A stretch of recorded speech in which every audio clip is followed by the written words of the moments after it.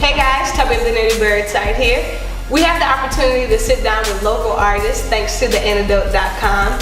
Every week we're going to talk the real, not just about the music, but about the situations and the outcomes of the things that are happening around us. So, Young Gage, the first thing that we're going to touch bases on is what's going on in the world of hip-hop. Everybody has a different definition to what hip-hop is. What is hip-hop for you? Well, I mean, I don't stray too far from the elements. Like, the elements should be like a checklist. You know, you have to, check it against it. You know what I'm saying? So if you're familiar with the elements are, you know what I'm saying, it's like graffiti, DJing, b-boying, and knowledge, you know what I'm saying, as well as rapping. You know, so like all those things, you can bounce it off of that. Like if it doesn't have those, one or the other or enough of the other, you know what I'm saying, then it's not hip hop, you know. I mean, hip hop is forever evolving and changing, you know, so you can't say, well, if it don't sound like Salt and Pepper, you know, or Kid playing them back in the day, then it's not hip hop. That's not necessarily true. But it has to embody those elements, you know. Just think of it like cars, you know, the car has to have certain elements for it to be a car. You know, but not all cars are the same, and cars over time have evolved, you know, for the better. Right. Some are trash, but they still talk, you know. Everything still moves. Mm-hmm. If you can put gas in it and it goes, you can't discredit it as a car. Right.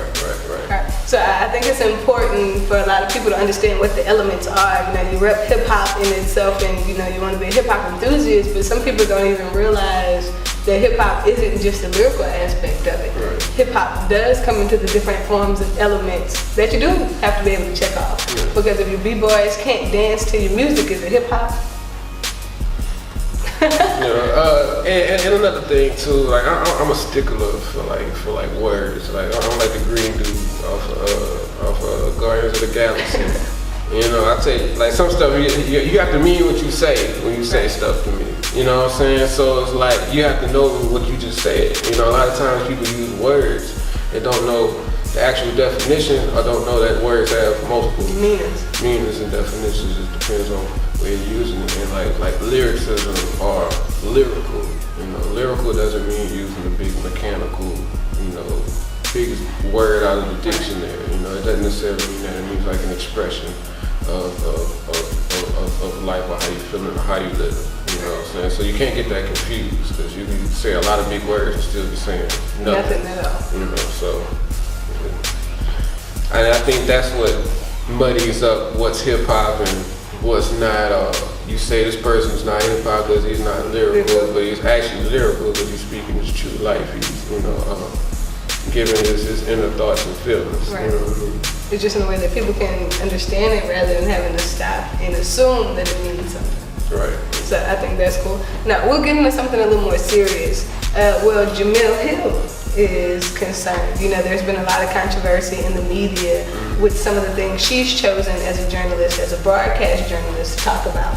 You know, how do you feel about the way that situation is playing out, and the way that her co-workers are actually standing behind her in this situation? I thought that was pretty cool. I think that is cool. I think we need more of that. We need to stop being so scared of having stuff stripped away from us for doing the right thing. Right. If we really want to see a true change, then you have to take all that comes with it. I salute her, for doing that, because we need more of that. And just like I always say, like you are an example. People are looking up to you. They got people who want to be journalists too. Right. But at the same time, that's something that's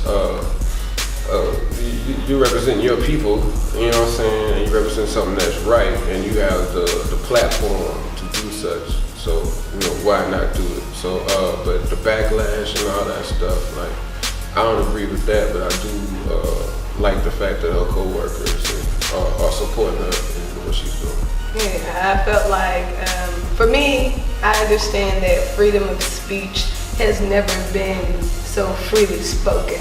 It's always a consequence or a repercussion to the words that we speak. So I find it very important to be able to hold true to the things that you believe and relay information to the masses without having to go under the scrutiny of freedom of speech. Right. Is there a such thing? You know, do you feel like being an artist and understanding that your freedom of speech comes through your self-expression, do you ever find yourself in a situation where you have to kind of watch what you say or clean up how you say what you say in the fear of freedom of speech? Being like politically correct and all that. I don't, but I will tell you this. I do switch up how I say things to reach more people. Right.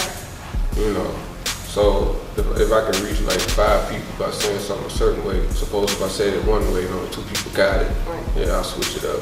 But not to hide what I'm saying, just to reach more people. Gotcha. With what I'm saying.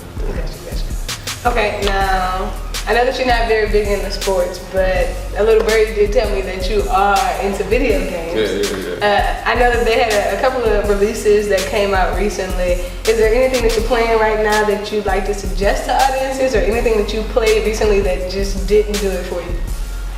What didn't do it for me? Right. Spider-Man game. Somebody told me they were. Suck. And the Spider-Man is my favorite, like, superhero. Right. That last Spider-Man game sucked. So, I am very deep into the Resident Evil. The recent one I got, I just got the re-release of Revelations. Okay. So, I mean, I'm playing that right now, but I got 7. And 7 is cool. It's based in Louisiana. Nice. You know, it's kind of eerie because it's after a flood. You know what I mean? So it's like that's crazy, but I do like it. It's not like your the traditional ones, but it's cool. It's kind of like you, the person sitting on the couch. What would you do in that situation when you don't have that special training? So, you know, it'll scare you. It ain't scary. It'll scare me. Yeah, like it's scary. But that was dope. I'm into the Dragon Ball Z games.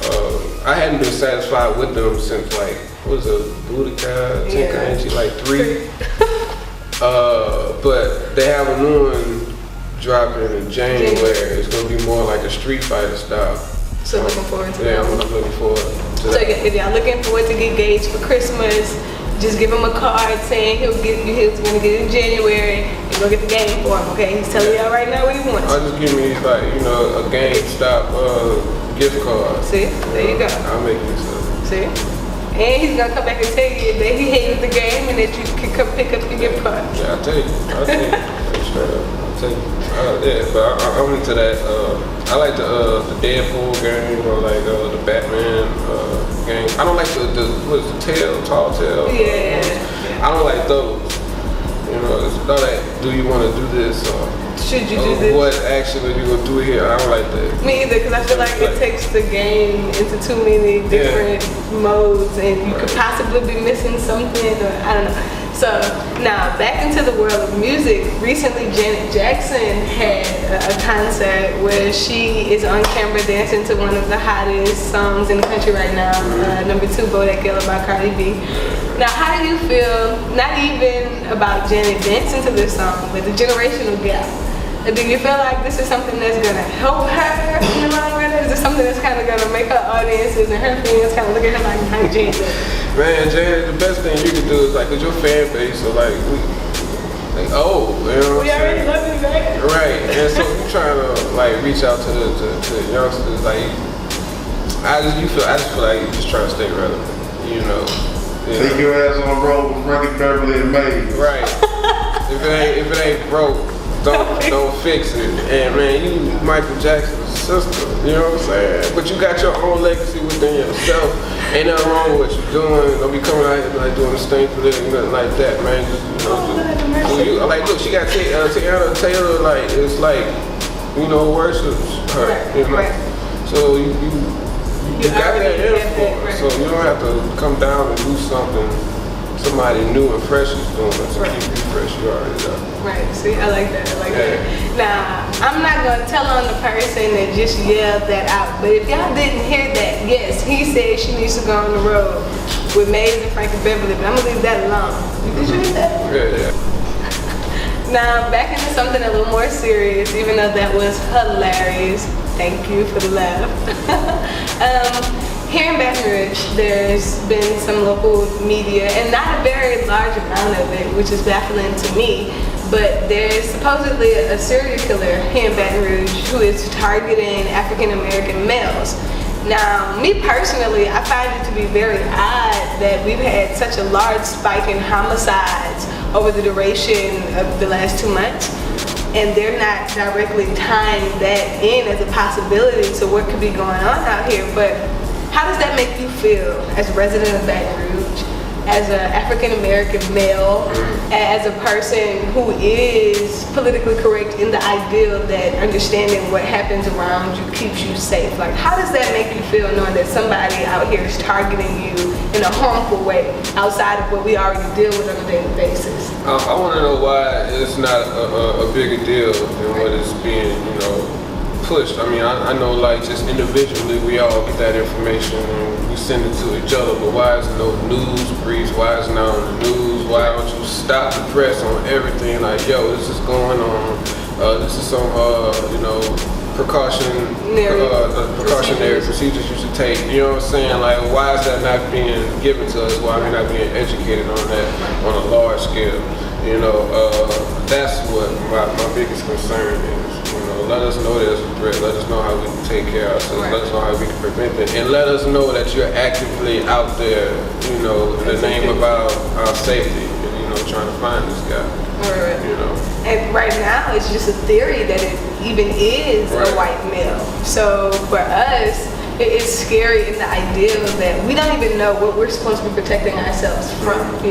We're kind of in that position where we know we're vulnerable to something, but we're not really sure what that is. And for me, being a mother, being a sister, being an aunt, that's scary. Knowing that my brothers, my nephews, my son have to potentially watch over their shoulder with everything that they're doing outside of already having to do that. So I personally agree with you in the means of why isn't this a bigger deal? Not to speak frankly, but if this was a 12-year-old white girl, we would have heard the attention a long time ago. Such and such is missing. Such and such has occurred. If you see such and such vehicle, be precautionary in such and such. Don't do such and such. And the most I've gotten was a snippet to come across my social media. And everybody's getting that same, piece of literature. I just feel like, it should be more of an issue, an urgency. It's kind of almost like an under the wraps type thing. Like, the police know, but they're going to quietly trying to take care of it, if they can, or just not let the public know. And that doesn't help us at all. Like you said, like I'm a father, but I'm the protector of my family. But if I'm the one that's being targeted, I need to know how I can better protect myself, and in a way that I won't get in trouble. If I was to shoot this person or do something to protect myself from a person I may have thought, it ended up being another crime. So I'd like everybody to take a moment, if you have a moment, tune in below, drop your comments, let us know how you feel about the real talk, be that from the controversy that's happening in journalism, from the random killings that are happening here in Baton Rouge and where we're targeting that audience, and for the understanding of the elements in hip-hop and why they're important for hip-hop enthusiasts and artists alike to be able to actually represent hip-hop as a whole. Drop your comments below. So now we're gonna play a little game to wrap things up, and I always love this game because it kind of puts my artists on their toes, and it kind of gives your audience the insides of how you really think and what you think. The game was recommended by a friend of mine, and I thought it was a brilliant idea, so it's gonna become a part of our weekly series. Basically what happens is we're going to call out a list of random names, events, nothing's off limit from mainstream to local. You have 3 seconds to give me one word that you associate with that particular person or event. Alright? Are you ready? I'm ready. LSU. Cole. Flood. Mr. Popo. Master P. Janet Jackson. Denial. Il Deuce. Brother. Jemele Hill. Courageous. Donald Trump. Jackass. In the House. Baby Steps. Resident Evil. Raw. There you have it, guys. Right here with the Nerdy Bird site and the antidote.com, Young Gage Music Associations.